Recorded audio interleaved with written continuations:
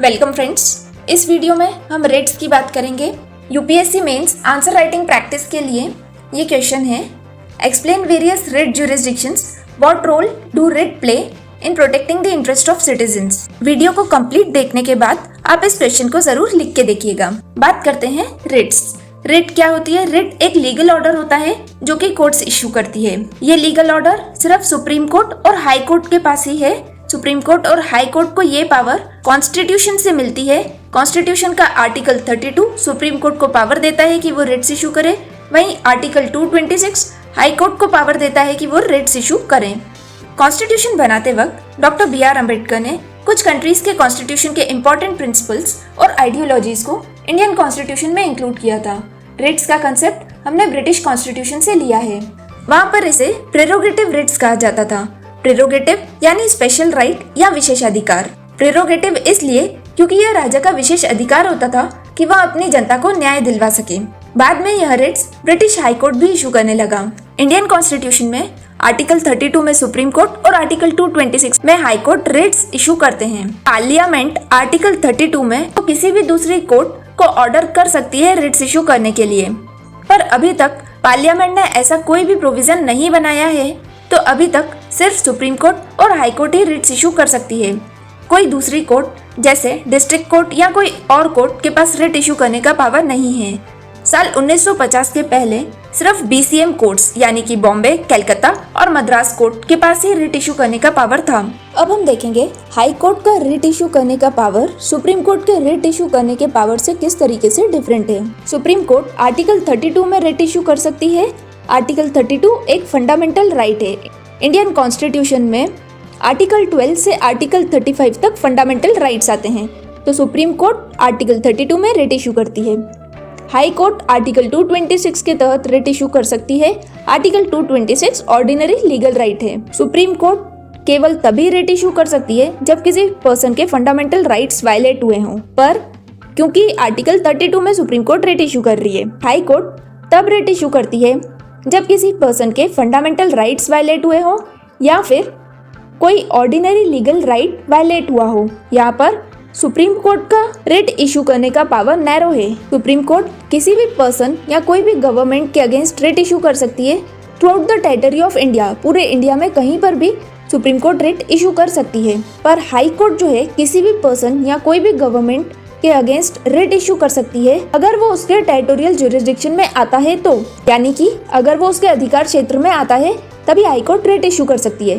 For example, Jabalpur high court Madhya Pradesh से related matters के लिए ही रेट इशू कर सकती है, पर 15th amendment act 1963 high court को ये पावर देता है कि हाई कोर्ट अपने टेरिटोरियल ज्यूरिसडिक्शन के आउटसाइड जाकर भी रेट इशू कर सकती है। यानी कि जबलपुर हाई कोर्ट अगर कोई छत्तीसगढ़ में मैटर है तो वहां पर भी रेट इशू कर सकती है, पर यह सिर्फ तभी हो सकता है जब कोई कॉज ऑफ एक्शन मध्य प्रदेश से रिलेटेड हो, तभी जबलपुर हाई कोर्ट छत्तीसगढ़ के मैटर में रेट इशू कर सकती है। सुप्रीम कोर्ट का रेट इशू करने का पावर डिस्क्रिशनरी नहीं होता है, यानी वो मैंडेटरी होता है। सुप्रीम कोर्ट जो रेट इशू करती है आर्टिकल 32 में वो फंडामेंटल राइट है, तो सुप्रीम कोर्ट मना नहीं कर सकती है रेट इशू करने के लिए अगर वो मैटर रेलेवेंट है तो। पर हाई कोर्ट का जो रेट इशू करने का पावर रहता है वो डिस्क्रिशनरी रहता है, यानी कि हाई कोर्ट रेट इशू करने से मना भी कर सकती है। क्योंकि सुप्रीम कोर्ट आर्टिकल 32 में रेट इशू करती है, इस वजह से ये मैंडेटरी रहता है। आर्टिकल 32 फंडामेंटल राइट है, इसी वजह से सुप्रीम कोर्ट को defender and guarantor of fundamental right कहा जाता है। अब हम बात करते हैं टाइप्स ऑफ रेट्स की। रेट्स 5 टाइप्स की होती है: habeas corpus, mandamus, prohibition, certiorari and quo warranto. First हम देखते हैं habeas corpus writ. Habeas corpus का मतलब है टू प्रेजेंट अ बॉडी, यानी किसी पर्सन को फिजिकली प्रेजेंट करना। लीगल टर्म्स में कहें तो कोर्ट के समक्ष किसी पर्सन को प्रेजेंट करना। यह रेट कब इशू की जाती है? जब किसी पर्सन को गैरकानूनी तरीके से अरेस्ट किया जाता है, तब यह रेट इशू की जाती है। यह रेट पब्लिक अथॉरिटीज और प्राइवेट इंडिविजुअल्स के अगेंस्ट इशू की जाती है। पब्लिक अथॉरिटीज यानी कि अगर पुलिस ने किसी पर्सन को गैरकानूनी तरीके से अरेस्ट किया है तब यह रेट इशू की जा सकती है। प्राइवेट इंडिविजुअल्स जैसे किसी कंपनी में कोई पर्सन काम कर रहा है और अचानक वहां से वह पर्सन गायब हो जाता है, घर नहीं पहुंचता है, तब भी यह रेट इशू की जाती है। दोनों ही केसेस में कोर्ट गवर्नमेंट और प्राइवेट इंडिविजुअल्स को गायब पर्सन को प्रेजेंट करने के लिए कहती है। हेबियस कॉर्पस रिट अरेस्ट किए गए पर्सन को या उसके रिलेटिव्स को सुप्रीम कोर्ट या हाई कोर्ट में जाने का अधिकार देती है। हेबियस कॉर्पस रिट तब इशू नहीं की जा सकती जब किसी पर्सन को अरेस्ट किया गया हो और वो अरेस्ट लॉफुल हो, तब यह रिट इशू नहीं की जाती है। यह रिट तब भी इशू नहीं की जाती जब लेजिस्लेचर या किसी कोर्ट का डिसऑनर करने के लिए यह रिट नहीं इशू की जाती है, या फिर अगर डिटेंशन किसी कॉम्पिटेंट अथॉरिटी कॉम्पिटेंट कोर्ट ने किया हो, यानी कि अगर हाई कोर्ट ने अरेस्ट किया हो किसी पर्सन को, तब भी यह इशू नहीं की जाएगी। या फिर यह डिटेंशन उस कोर्ट के ज्यूरिसडिक्शन में नहीं आता है, आउटसाइड ज्यूरिसडिक्शन आता है, तब भी यह रिट इशू नहीं की जाती है। नेक्स्ट हम देखते हैं मैंडेमस।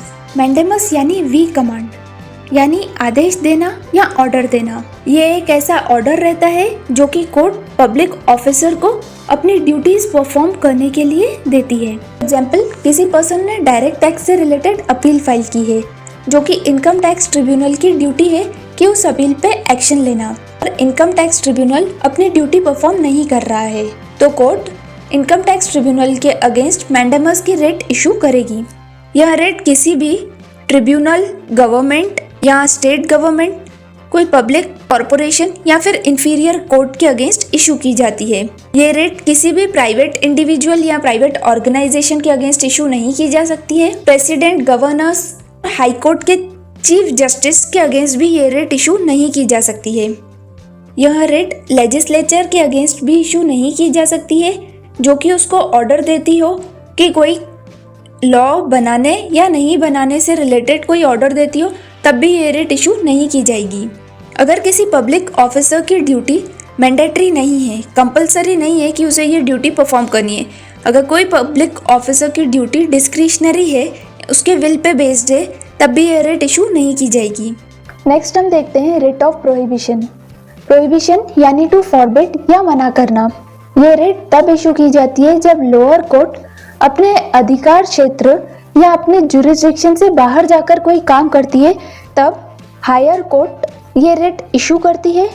हायर कोर्ट यानी सुप्रीम कोर्ट या हाई कोर्ट ये रेट इशू करती है लोअर कोर्ट्स को, ताकि वो अपने अधिकार क्षेत्र या अपने ज्यूरिसडिक्शन में रहकर काम करें। इस रेट के इशू होने के बाद लोअर कोर्ट में प्रोसीडिंग्स तुरंत ही बंद हो जाती है और उस केस को ऐसे पर्सन को ट्रांसफर कर दिया जाता है जिस ऑफिसर के पास उस केस से रिलेटेड राइट्स होते हैं। रेट ऑफ प्रोहिबिशन जुडिशियल और क्वासी जुडिशियल अथॉरिटीज के अगेंस्ट ही इशू की जाती है। क्वासी जुडिशियल ऐसे इंडिविजुअल्स या ऐसी बॉडीज होती है जिन्हें कोर्ट के जैसी ही पावर्स होती है। For example CAG, controller and auditor general of India and national green tribunal. Prohibition की रेट कोई भी प्राइवेट इंडिविजुअल्स या प्राइवेट ऑर्गेनाइजेशंस के अगेंस्ट नहीं इशू की जाती है। लेजिस्लेटिव या एडमिनिस्ट्रेटिव अथॉरिटीज के अगेंस्ट भी ये रेट इशू नहीं की जाती है। सर्ट्यूररी या उत्प्रेषण, यह writ higher courts, supreme court या हाई कोर्ट इशू करती है, जिसमें वो लोअर कोर्ट्स को कोई स्पेशल मैटर को सुप्रीम कोर्ट या हाई कोर्ट में ट्रांसफ़र करने का ऑर्डर देती है। सुप्रीम कोर्ट या हाई कोर्ट को पावर है कि वो सबऑर्डिनेट कोर्ट्स के दिए हुए ऑर्डर्स को कैंसिल कर सकती है। सर्ट्यूररी रेट का मेजर ऑब्जेक्टिव है लोअर कोर्ट्स ने जो भी गलतियां की है उसको सुधारना। जब लोअर कोर्ट्स के डिसीजन से किसी भी पर्सन के फंडामेंटल राइट्स वायलेट होते हैं, तब वो पर्सन सर्ट्यूररी की रेट फाइल करता है। ऐसी कौन सी सिचुएशंस होती है जब सर्ट्यूररी की रेट फाइल की जा सकती है? यह रेट तब इशू की जा सकती है when a person is bounded by a legal right. कोई भी पर्सन अपने कानूनी अधिकार से बाध्य हो। जब ऐसा पर्सन अपने ज्यूरिसडिक्शन से बाहर जाकर काम करता है, तब यह रेट इशू की जाती है। जब कोई judicial person error of law commit करता है या लॉ को फॉलो नहीं करता है, तब यह रेट इशू की जाती है। यह रेट तब इशू की जाती है जब ऐसे पर्सन ने धोखाधड़ी की हो या नेचुरल जस्टिस के प्रिंसिपल्स को फॉलो नहीं किया हो। ऐसी कौन सी सिचुएशन होती है जब सर्ट्यूररी की रेट इशू नहीं की जा सकती है? जब इस रेट को इशू करने का पर्पस कोर्ट के टाइम और एफर्ट्स को वेस्ट करना हो, तब यह रेट इशू नहीं की जाएगी। यह रेट तब भी इशू नहीं की जाएगी जब हाई कोर्ट या सुप्रीम कोर्ट के जज ने केस को रिव्यू करने से मना कर दिया है, तब भी यह रेट इशू नहीं की जाएगी। को वारंटो जिसे अधिकार परीक्षा कहते हैं, यानी किस वारंट से या किस अधिकार से यह रिट किसी पर्सन को पब्लिक ऑफिस को होल्ड करने से रोकने के लिए इशू की जाती है जिसका वह हकदार नहीं है। फॉर एग्जाम्पल, यदि ए एक IAS ऑफिसर है, अपने रिटायरमेंट के बाद भी अगर वो उस पोस्ट पर बना रहता है तो उसके अगेंस्ट यह रिट इशू की जाएगी क्योंकि उसके पास अब यह पोस्ट पर बने रहने का अधिकार नहीं है।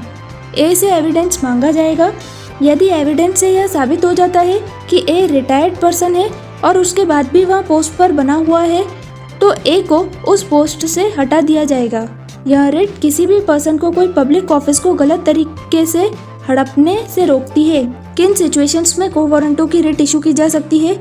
वह पोस्ट जिसके लिए यह रिट इशू की जाएगी वह एक गवर्नमेंट पोस्ट होनी चाहिए, वो कॉन्स्टिट्यूशन या लॉ में मेंशन्ड होनी चाहिए, वो पोस्ट परमानेंट होनी चाहिए। पार्ट टाइम या टेम्पररी पोस्ट में यह रिट इशू नहीं की जाएगी। कोई पर्सन उस पोजीशन पे इलीगल तरीके से हो तभी यह रिट इशू की जाएगी और उस पर्सन को अपॉइंट करने में लॉ वायलेट हो रहा हो तब यह रिट इशू की जाएगी। ऐसी कौन सी सिचुएशंस होती है जब यह रिट इशू नहीं की जाएगी? ये रिट इशू करने से अगर जिस पर्सन ने पिटीशन फाइल की है उस पर्सन को पॉलिटिकल बेनिफिट होता है तो यह रिट इशू नहीं की जाएगी। यह रिट किसी भी स्टेट मिनिस्टर्स के अगेंस्ट इशू नहीं की जाएगी।